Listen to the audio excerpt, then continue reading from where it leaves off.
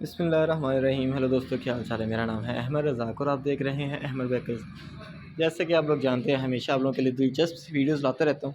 तो आज की वीडियो एक नन्हे से जो है वो बच्चे ने दी है हमें, उसकी बर्थडे। तो उसने हमें कहा एक छोटू सी जो है वो कार केक हमें बना के दे, तो हम लोग वही बना रहे हैं। आज की वीडियो में एक हाफ़ के जी का जो है कार केक बना रहे हैं। तो इस वीडियो में आप लोग मुकम्मल देखेंगे इसके सिंपल हैक्स कि आप लोग घर पर इजीली जो है वो कैसे छोटू सा केक बना सकते हैं। मुकम्मल वीडियो को देखा करें, पसंद आए तो लाइक भी लाजमी से किया करें और अपने दोस्तों के साथ शेयर भी किया करें, क्योंकि इन वीडियोज़ में काफ़ी कुछ आप लोगों को सीखने में मिलता है।